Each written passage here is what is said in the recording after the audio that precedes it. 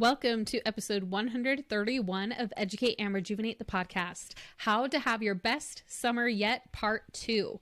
As we talked about in Part 1, it's all about finding the right balance of rejuvenating ourselves and learning and up-leveling ourselves.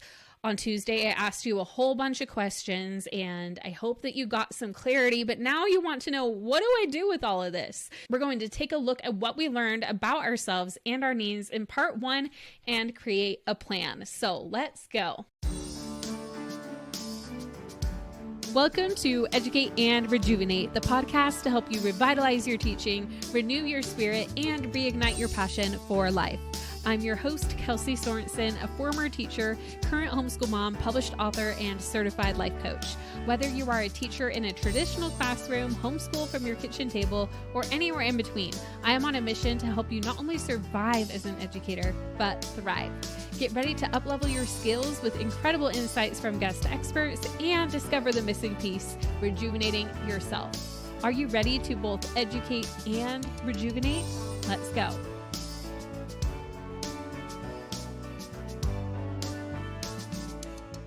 If you haven't listened to the previous episode, part 1 of How to Have Your Best Summer Yet, I highly recommend stopping this one now and going back to part 1, because all of this is going to make a lot more sense when you have the clarity that you need to do what we need to do in this episode.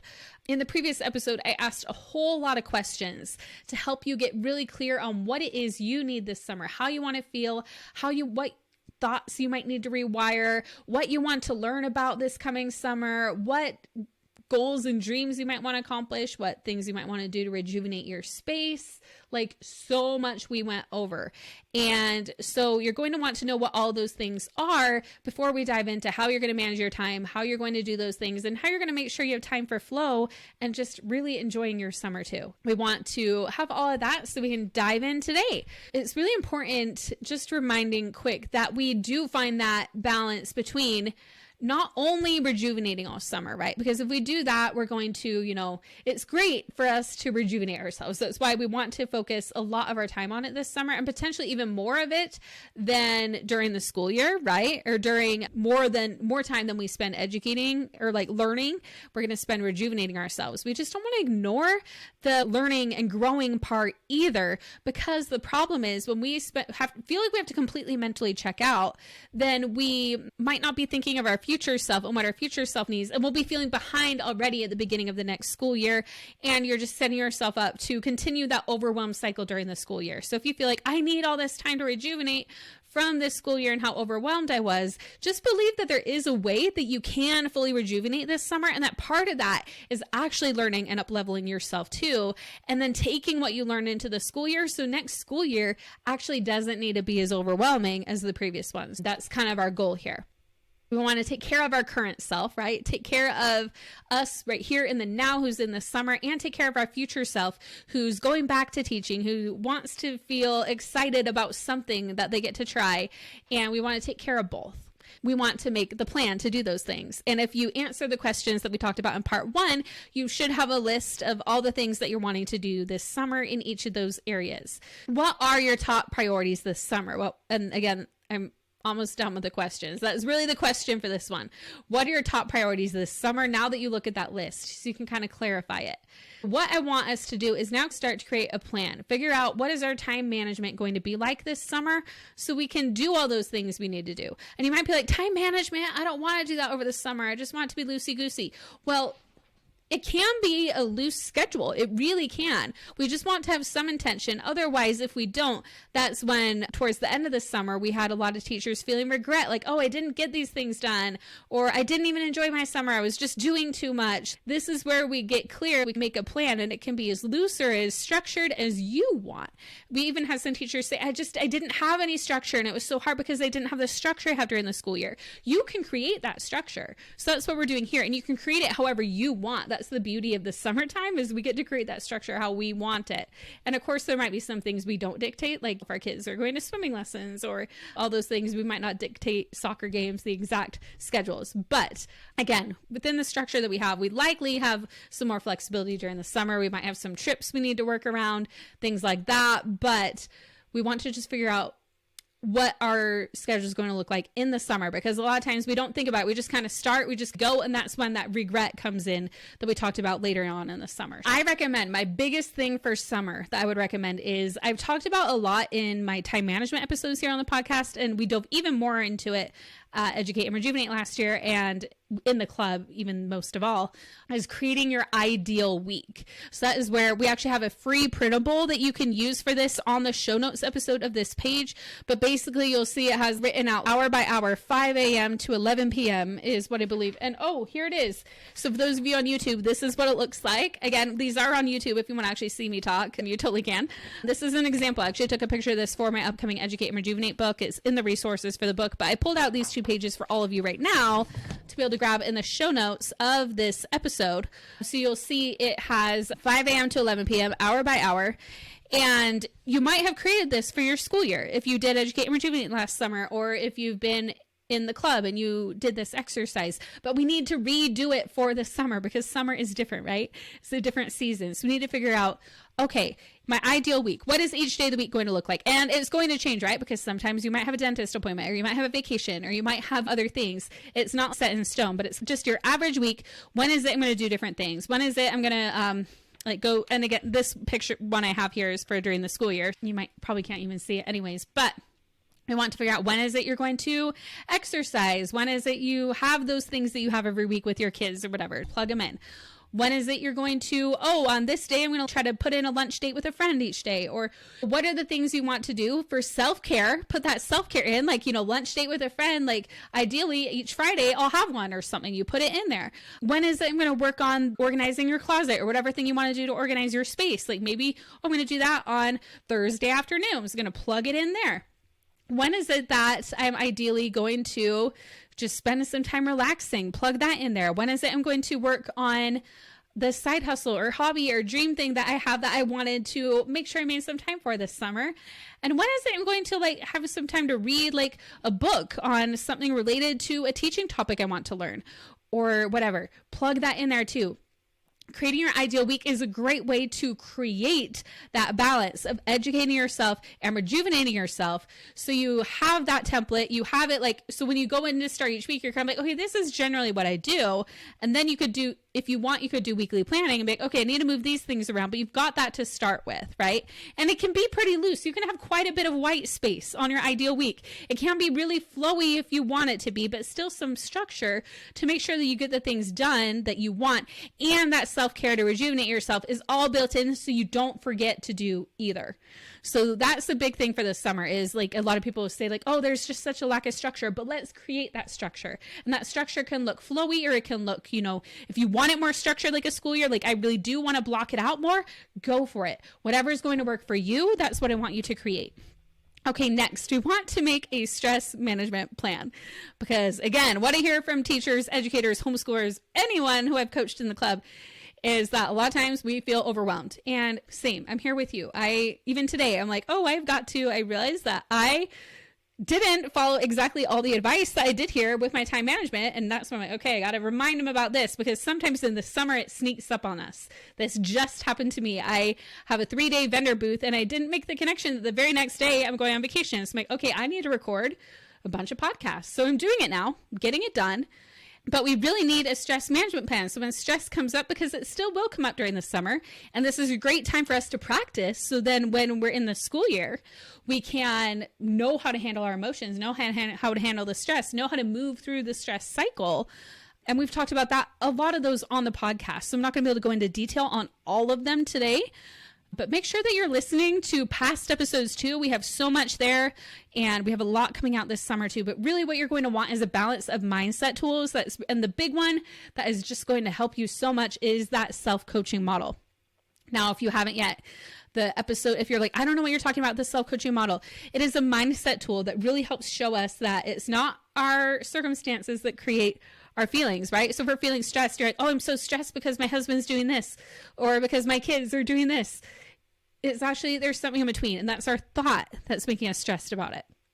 So again, the self-coaching model really helps with that. And I can't remember the episode number, but it's called The Simple Mindset Hack That Changed My Life. If you want to learn more about the self-coaching model, make sure to go back and listen to that episode. So working on your mindset, noticing your thoughts, redirecting your thoughts. We talk about that a lot here on the podcast. So we want to make a plan with that. We also want to figure out what somatic tools do we need. A lot of you, if you're like me, again, you might be different. Maybe you're like, I was so connected with my body and I didn't know how to connect with my mindset. But for me, the model really clicked right away when I started working with a life coach at the beginning of 2020. It was January 2020. And I'm so glad it was 2 months before COVID that I started working with a life coach. But the model really clicked for me really quick. And then it was like when she told me to go into my body and feel my feelings, I was like, I don't know how to do that. I'm getting a lot better at it. I'm still not perfect. None of us are. But again, when we connect with our bodies through breath, through meditation, through, for me, a lot of times it's even yoga right now. I've started doing yoga, ways we can connect with our body and release stress that way. Like physical movement helps us release stress. Breathing helps us release stress. I've shared a lot about this on the podcast and in my book. So we want to figure out what is it that you can do to have a stress management plan. A part of that can be, what is the little routine you can do each morning that helps you connect with your body, connect with your mind? Do you do a quick thought download and then do some breathing to get all your thoughts down and deep breathe? Do you have a meditation app that you turn on? If you're in the Educate and Rejuvenate Club, then stay tuned because we've got those coming for you included here soon. Again, what is it that's going to help you to regularly do little check-ins? You can add it to your morning and evening routine, which we talked about in the self-love challenge. So again, hop on back to that if you need to. All of these podcasts are here for you, past episodes to help you learn these tools. So again, time management plan for your best summer, stress management plan. Really need a combination of both. So make sure you're subscribed and pull up those past episodes. And my book is also going to help you with that when it comes out August 13th. You can pre-order that on the Kindle. And before that, if you join us at Educate and Rejuvenate, we're going to really dive into these tools and you'll be able to ask me your questions, interact with me, come on and raise your hand live for life coaching with me and Chrissy and likely one of our other coaches as well during the event. It's going to be such a great time. Now, the final thing that I truly believe is an important part of our rejuvenating and educating this summer is finding community and connection with it as well. Just makes it so much more powerful. And that's because we are hardwired for community and connection. But we want to be mindful of the types of social circles we have, because sometimes that community and connection actually helps bring us back into the stress. If everyone's just like, I'm stressed. And like, the energy just like bounces to each other. You're taking on each other's stress. You're, just wanting to stay in it rather than move through it. Just something to be mindful of. It's not like you need to like kick anybody out of your life or anything, but just something to be mindful of. Like, oh, is this interaction, is it helping me or is it bringing me down? So something to keep in mind. But the reason why it's important, I found this study when I was working on my book. David McClellan of Harvard, he closely studied high achievers. And again, I would put all of us in that category for 25 years. He found that the most essential factor determining their success was their reference group, which is the people they spend the most time with. And this makes a lot of sense because as we've learned before on this podcast, we naturally want to fit in with those around us, right? We want that love and belonging. It's something we crave. It's on the Maslow's hierarchy of needs before even our self-esteem and our self-actualization. That is why we want to find some strong connection, some safe connection where we can feel heard in our stress and everything. Sharing our struggles in a safe space really fosters that sense of love and belonging that we all seek.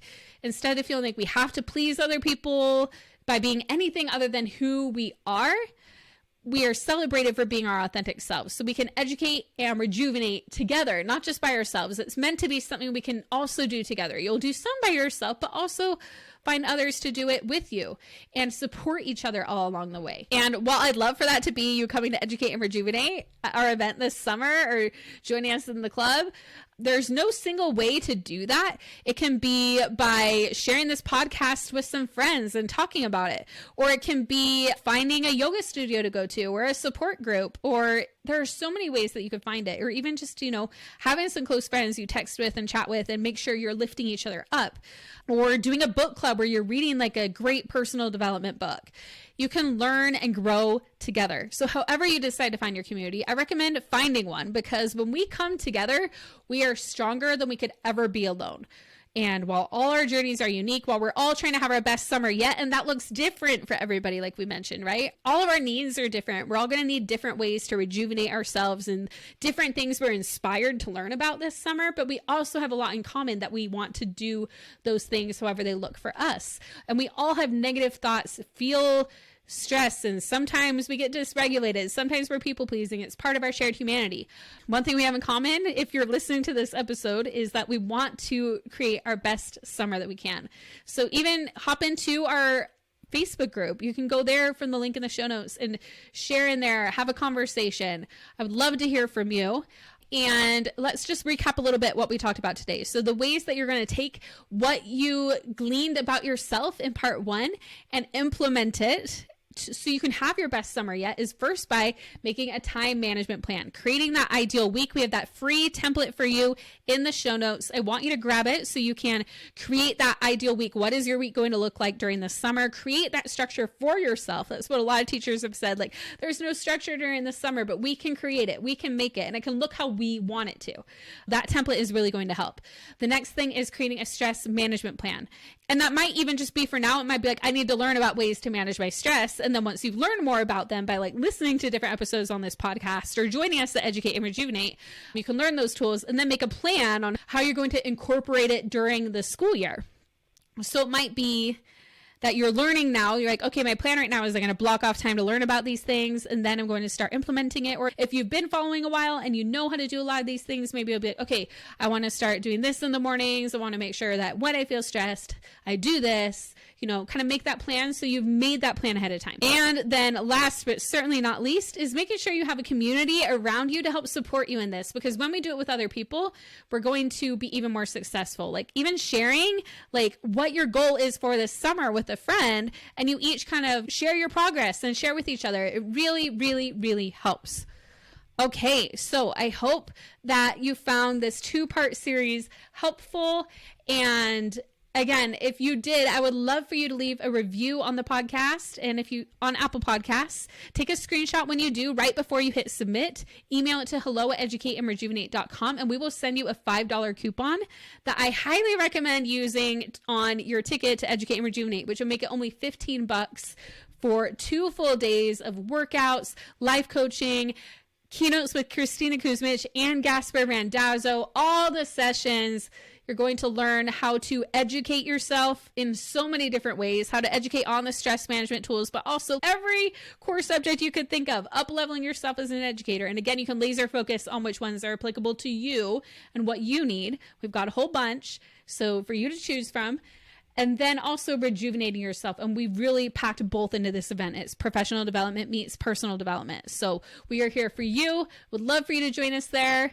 Leave that review, get $5 off. And if you're already going to be there because you've already bought a ticket or you're in the club, you can apply that $5 to a Platinum Pass upgrade or to your next Educate and Rejuvenate Club renewal or to anything in our shop, like a resource, like our summer review packets or vacation packets or something for back to school. We've got lots there too. Okay, that is everything I have for you today. And I hope that you have an amazing summer, and stay tuned on the podcast. We've got some awesome episodes coming up next week, 2 episodes a week. I'm going to be here for you, and we'll talk soon. If you enjoyed this episode, please hit subscribe so you don't miss the next one. And if you're hungry for more, be sure to check out the book that I wrote. It's called Educate and Rejuvenate, a 3-step guide to revitalize your teaching, renew your spirit, and reignite your passion for life. It is scheduled to be released in the summer of 2024. This book takes all the life coaching skills we talk about here on the podcast and puts them together in one easy to understand guide. Plus, when you pre-order, you'll receive a PDF workbook and additional resources to deepen your understanding and application of the concepts we've covered on the book and on this podcast. You won't find these resources anywhere else. Visit the link in the show notes to join the waitlist and be the first to know when the book becomes available for pre-order. Let's continue this journey of growth and rejuvenation together. Until next time.